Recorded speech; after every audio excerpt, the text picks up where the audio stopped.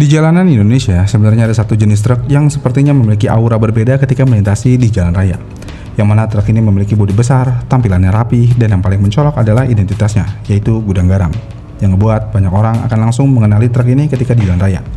Apalagi ketika truk gudang garam ini menggunakan truk Mercedes-Benz kelas berat seperti Axor atau Actros. Truk ini langsung menjadi bahan pembicaraan di kalangan penggemar truk Indonesia, karena spesifikasi dari truk gudang garam ini akan terlihat jauh lebih mewah dibandingkan truk logistik pada umumnya.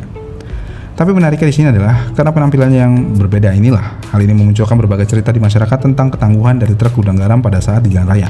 Di mana saking gagahnya truk ini berjalan, banyak yang mengatakan kalau truk gudang garam adalah truk yang paling benar-benar ditakuti pungli. Karena preman tidak ada yang mendekati truk gudang garam ini ketika beroperasi di jalan. Bahkan ada yang mengatakan kalau truk gudang garam ini memiliki pengawalan yang sangat ketat dan bahkan bersenjata lengkap, yang ngebuat truk gudang garam ini akan selalu anti pungli di setiap jalan. Tapi apakah semua pernyataan tentang truk gudang garam itu benar?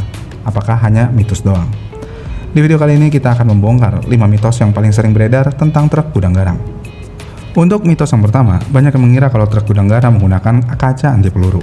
Yang mana karena nilai muatan yang dibawa sangat besar dan juga mahal, muncul anggapan kalau truk gudang garam bukan sekedar truk biasa.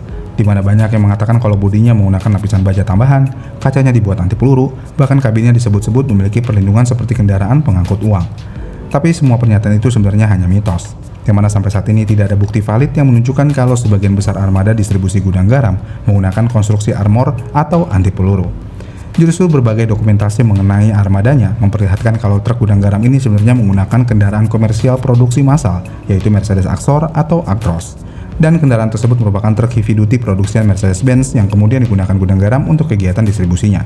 Walaupun detail konfigurasi sistem keamanan internal gudang garam tidak dipublikasikan secara lengkap di media manapun, dengan demikian, anggapan kalau truk gudang garam ini menggunakan kaca atau bodi anti peluru hanyalah mitos, karena truk yang digunakan oleh truk gudang garam ini adalah truk yang sama dengan yang lainnya. Lalu untuk mitos yang kedua, banyak isu yang mengatakan kalau semua supir truk gudang garam adalah anggota militer. Jadi semua isu ini bermula ketika ada anggapan kalau perusahaan gudang garam membutuhkan supir dengan mental khusus, yang membuat pengemudinya harus berasal dari TNI, Polri, atau mantan anggota militer.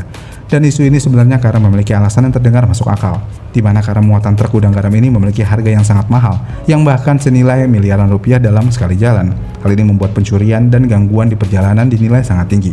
Karena itu, masyarakat kemudian menyimpulkan kalau supirnya pasti orang-orang dengan latar belakang militer.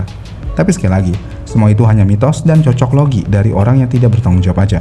Karena sampai dengan saat ini tidak ada bukti publik yang menunjukkan kalau menjadi mantan anggota militer merupakan syarat wajib untuk menjadi pengemudi yang menangani distribusi gudang garam. Karena perusahaan gudang garam mempunyai sistem rekrutmen dan pengelolaan tenaga kerja yang jauh lebih kompleks dibandingkan hanya background militer. Yang mana gudang garam sendiri dalam laporan tahunan yang menjelaskan kalau perusahaan hanya akan selalu memfokuskan pada keselamatan kerja dan juga pelatihan ketepatan waktu buat para karyawannya. Jadi akan jauh lebih masuk akal jika kemampuan seorang pengemudi truk gudang garam ini akan dinilai berdasarkan kompetensi profesional, bukan berdasarkan mantan dari anggota ataupun kesatuan mana. Lalu untuk mitos yang ketiga, mungkin mitos ini bisa muncul karena masih nyambung dengan mitos sebelumnya, di mana banyak yang mengatakan kalau preman atau pungli akan takut oleh truk gudang garam ini, karena supir gudang garam berani melawan ketika diganggu di jalan.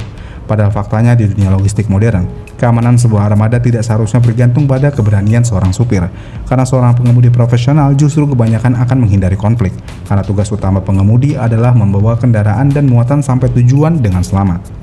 Dan kalau terjadi masalah di jalan, tindakan yang paling masuk akal bukanlah turun dan melawan, melainkan mereka cukup melaporkan kejadian tersebut melalui sistem yang sudah tersedia.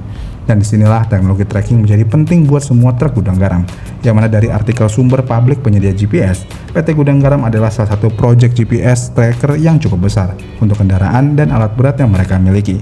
Dan teknologi ini terbukti pernah terlihat digunakan di beberapa armada truk gudang garam untuk pemantauan kendaraan dalam lingkungan operasionalnya. Dan dengan teknologi ini, truk gudang garam dapat lebih mudah diawasi dibandingkan kendaraan logistik biasa. Jika sebuah kendaraan bergerak keluar dari jalur yang ditentukan, operator dapat mengetahui posisi kendaraan. Dan jika kendaraan berhenti terlalu lama, operator juga dapat melakukan pengecekan. Dan jika terjadi masalah, informasi posisi kendaraan dapat membantu proses respon. Dengan demikian, karena sistem keamanan yang dimiliki truk gudang garam ini sangat baik, hal ini tentu aja ngebuat si supir tidak perlu berhadapan langsung dengan pelaku. Lalu untuk mitos selanjutnya ada pada ban truk gudang garam yang memiliki ban yang anti bocor.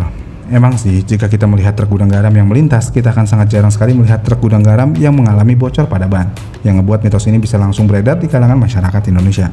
Tapi faktanya tidak ada bukti publik yang menunjukkan kalau seluruh armada gudang garam menggunakan ban anti bocor, khusus yang dibuat secara eksklusif untuk mereka. Karena ketahanan ban yang mereka gunakan pada truknya lebih masuk akal jika dijelaskan melalui pemilihan ban yang sesuai dengan beban dan penggunaan kendaraan, ditambah perawatan yang sangat disiplin. Dan pada truk berat yang mengangkut muatan sangat besar, tekanan angin truk gudang garam ini akan diperiksa secara rutin.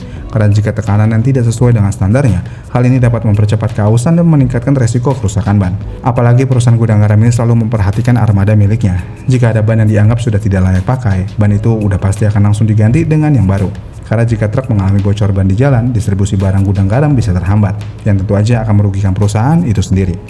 Jadi rahasia truk gudang garam ini tidak pernah mengalami ban bocor bukan karena ban mereka menggunakan ban khusus yang anti bocor, melainkan karena kedisiplinan pemeliharaan kendaraan dan juga kedisiplinan mengecekkan tekanan ban sebelum berjalan.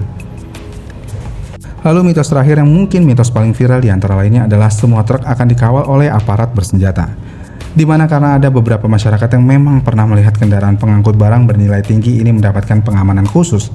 Bahkan ada laporan media yang mengatakan kalau truk gudang garam akan selalu dikawal dengan sistem keamanan ketat dan pengawalan bersenjata. Tapi faktanya tidak sesederhana itu. Walaupun memang benar, distribusi rokok merupakan aktivitas logistik yang membutuhkan pengamanan karena membawa barang bernilai tinggi. Tetapi balik lagi, tidak adanya bukti valid tentang keterlibatan pengawalan bersenjata khusus di seluruh truk gudang garam dalam setiap perjalanannya. Bahkan pengawalan bersenjata secara terbuka bukan selalu pilihan paling mudah untuk seluruh rute dan seluruh pengiriman. Dan kebutuhan pengamanan baru dapat berguna ketika kondisi pengamanan yang sangat tidak memungkinkan, sampai risiko yang sangat besar di perjalanan. Tapi bukannya ada beberapa kasus yang menyebutkan kalau ada pungli yang pernah diamankan oleh pengawal truk gudang garam ketika mereka memaksa untuk meminta jatah ke supir. Ya itu emang benar, tapi seperti yang saya sudah sebutkan sebelumnya, pengawalan itu biasanya akan dilakukan di daerah yang benar-benar rawan akan kejahatan, dan pengawasan itu hanya berfokus untuk mengatur pungli, yang tentu aja bisa menghambat distribusi pengiriman logistik dari truk gudang garam itu sendiri. Jadi pada akhirnya berbagai mitos tentang truk gudang garam ini memang membuat armada ini terlihat seperti kendaraan logistik biasa yang memiliki sistem keamanan yang luar biasa. Tetapi setelah dipisahkan antara fakta dan mitos yang berkembang di masyarakat, kenyataan dari truk gudang garam ini akan jauh lebih menarik, di mana keamanan armada bernilai tinggi bukan hanya soal keberanian supir atau banyak petugas yang mengawal. Karena di dalam sistem ini ada kombinasi antara kendaraan yang sesuai perawatan rutin, teknologi GPS, dan teknologi lainnya. Dan mungkin yang membuat truk gudang garam sangat disegani bukan karena memiliki teknologi rahasia atau perlindungan seperti kendaraan militer, melainkan semua itu bisa terjadi karena di balik sebuah truk yang terlihat biasa, terdapat sistem logistik dan keamanan yang bekerja jauh lebih kompleks daripada yang terlihat oleh mata kita. Dan itulah yang membuat berbagai mitos tentang truk gudang garam akan terus menarik untuk dibahas. Gimana menurut kalian tentang 5 mitos dari truk gudang garam ini? Komen di kolom komentar di bawah ya. Terima kasih sudah menonton dan sampai jumpa di video selanjutnya.